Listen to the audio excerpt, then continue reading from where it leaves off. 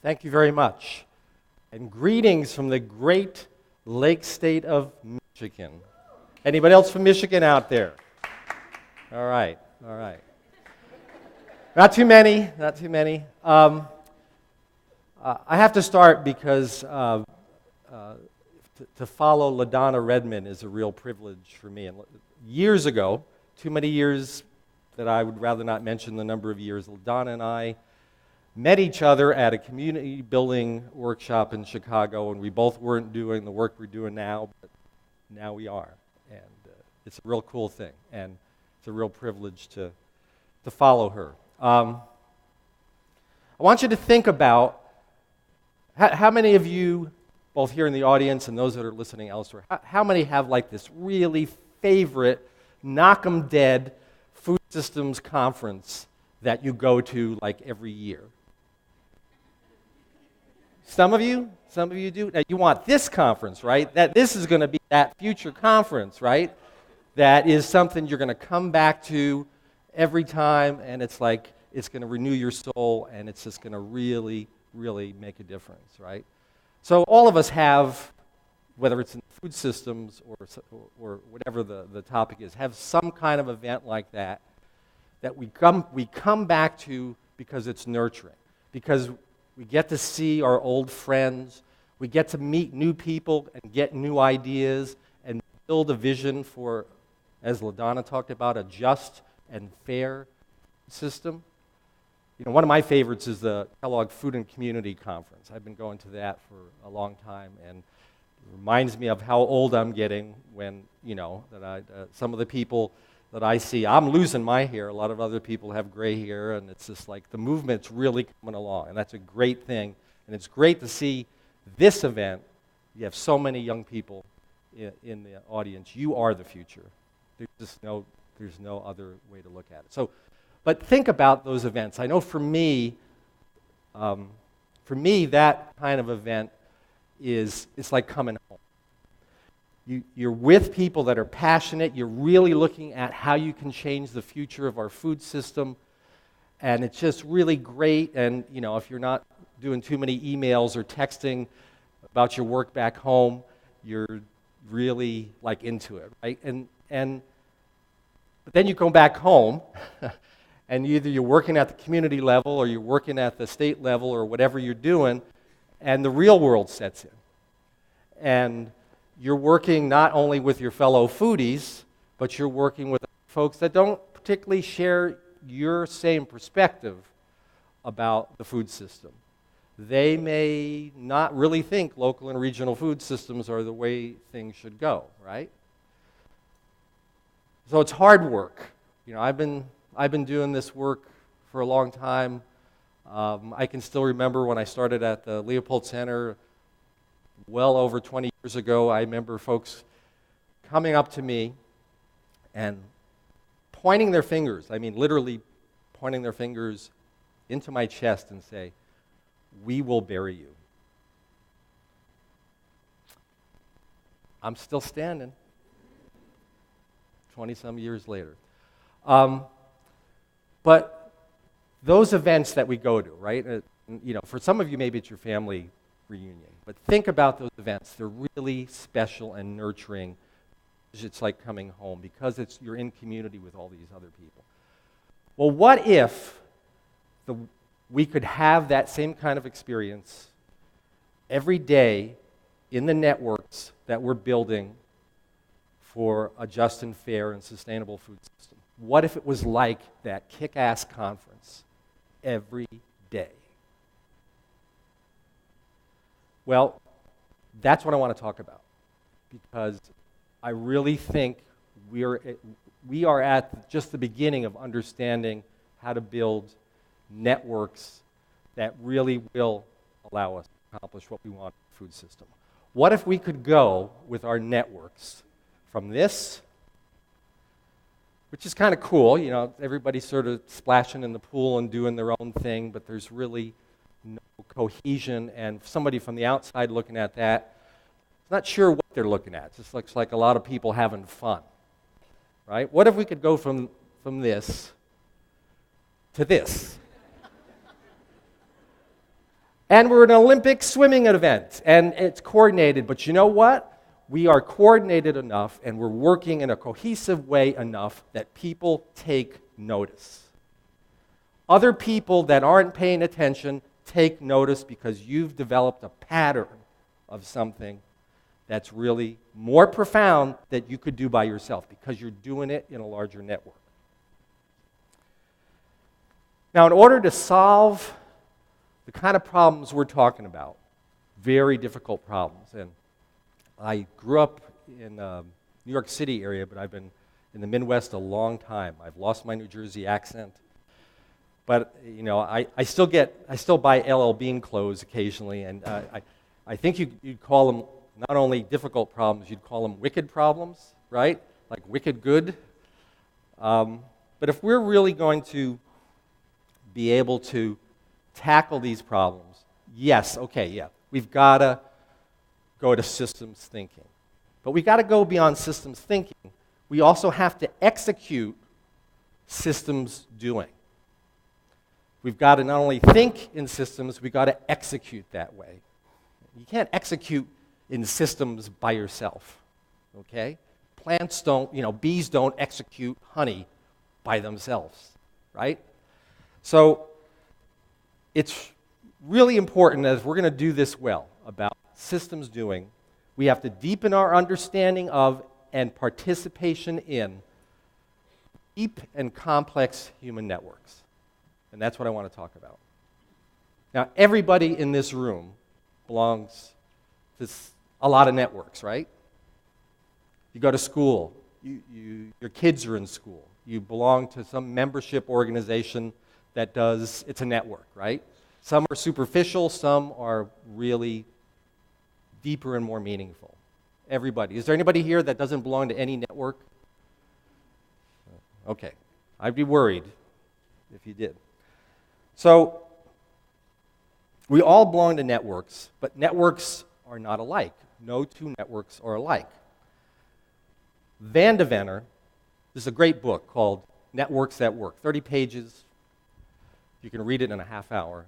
I love books like that. Read them in just a short amount of time. It's about 3 types of networks. He studied networks all over the country. The one I want to talk about is just the last one, collaborating networks.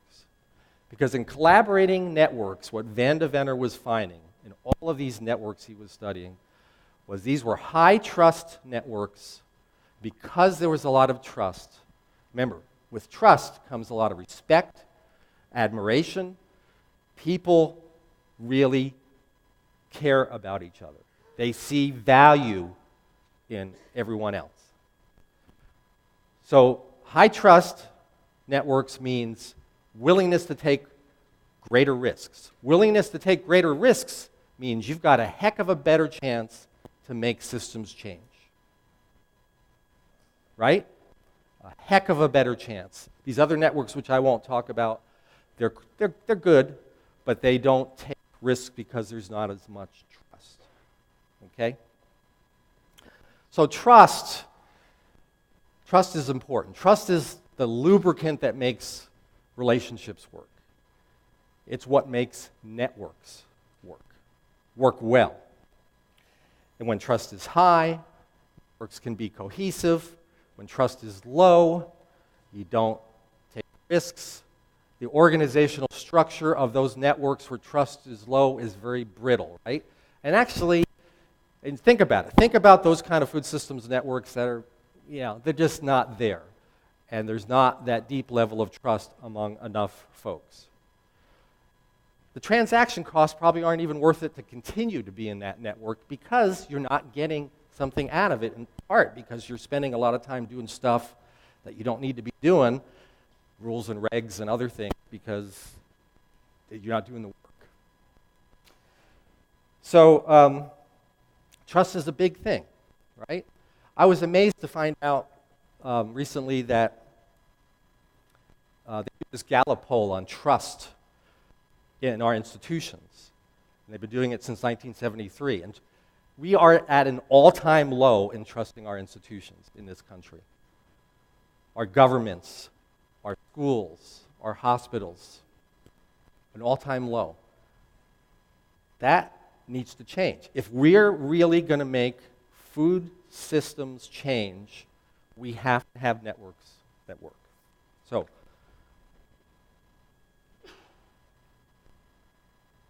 this way. There we go. Okay, so what's trust like? Okay, this is the Gibb triangle. This is the difference between high trust and low trust. On the left, you got high trust. Okay, a high trust network. Like Van der Venter said, a collaborating network. You got trust, risk, and acceptance at the bottom. You're going to take more risks. The triangle is grounded. You don't need as much control, right?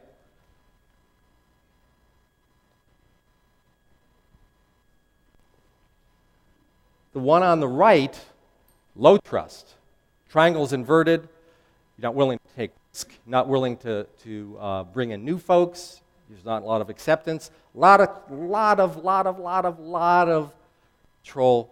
You have to have lots of rules and regulations to prop it up. I shared this slide. I've been using this slide for 15, 16 years. Got a call last year from Organic Valley out of the blue. They said, "Where'd you get that slide?"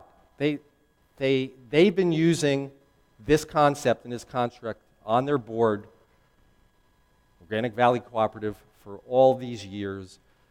They found my slide because they Googled Gibb Trust Triangle, and they found my slide on the internet. But it was really cool to have the conversation because it was about the fact that you have this big company that at its base foundation was using a construct around deep trust to form its policies and how it would work. So, okay, moving along quickly here. Trust is really, really important in resilient networks. There's two concepts I want to talk about real quickly here. Complex reciprocity and collective sense-making. If you really, really want to make networks work, these two things are real important. They're 8-cylinder words, but they're real important. The first one, complex reciprocity. This is when people naturally, in a network, you've got so much trust that people are naturally giving back to as many other people in the network as possible. And they do it because there's an 80% or 70% chance that they're going to get back. Somebody's going to give back. Complex reciprocity is different than just reciprocity, because what happens in a lot of networks, whether you're talking about the network in the food value chain or a network of a number of organizations working on projects trying to alleviate some kind of problem, is what you usually have is limited reciprocity. You got only some folks giving, providing those kind of support and services, and other folks take. So we need more complex reciprocity. If the majority of folks in the network are willing to give, that's what you need. And collective sense-making is when people come together and across the food value chain, across different projects, and they try to understand if what they're really doing, remember, this is based on a foundation of trust, they're really taking that deep dive and saying what they're really doing is making any difference. And they're willing to change if it's not making enough difference and they're not reaching their goals. Okay. So in Iowa, I did a lot of, for 20 years in Iowa, I was a funder. And I changed from just trying to give grants to trying to build networks that would work. It was a paradigm change for me. We had a regional food systems work group that changed over time. It was a network of local networks. And we moved from 2 groups to 16 networks covering 80% of the state in a period of 5 to 6 years. Because we tried to do complex reciprocity, and we tried to do collective sense-making. And we were able to do some profound things in a period of that year because as a funder, we changed the way we did our funding. Rather than as a funder saying, I'm going to decide who those groups are going to be. After the first 2 groups were funded, those existing groups decided who was going to come into the network. So they took responsibility and accountability. They acted as mentors for the new groups.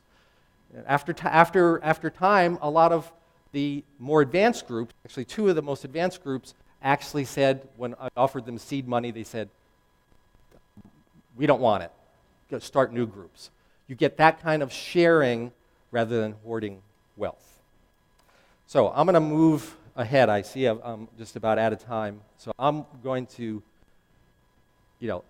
end with just two things. One is, even though economic theory says networks don't matter, the market is nothing but a directed network of suppliers and buyers. And we just got to make the suppliers and buyers follow what we would say we would have good food. Last thing, there's a set of letters that I want you to look at. Okay? Tell me what you see in these letters. How many see opportunity is nowhere? How many see opportunity is now here? How many see what I saw the first time I saw this, which is opportunity, I snow here? All three of them are there, folks. They're all there. So here's the take-home message. Okay? Some folks see in the food system, see what's possible. I'm looking at them, right? You're the future leaders. Some folks see what's possible. They need to be part of these networks. Some folks don't see what's possible. They see problems. They have to be part of the network. They have to be engaged because oftentimes they have either power and influence over the current system, or they perhaps understand the problems better than we do. We've got to engage them. Some folks, like I said, like me, opportunity, I snow here, some folks see something we can't see. Some of those folks probably, we might humor them, but we've got to give those folks a chance because those folks may have the key for answers to problems we haven't figured out yet. So everybody needs to be in the network. So the last thing that I just want to say here is, if you're going to go out there and build networks to help create a just and fair and sustainable food systems, it's important that you not only, as individuals, speak from the heart and have the courage to do that, but you have the wisdom to listen from the heart as well. Thank you.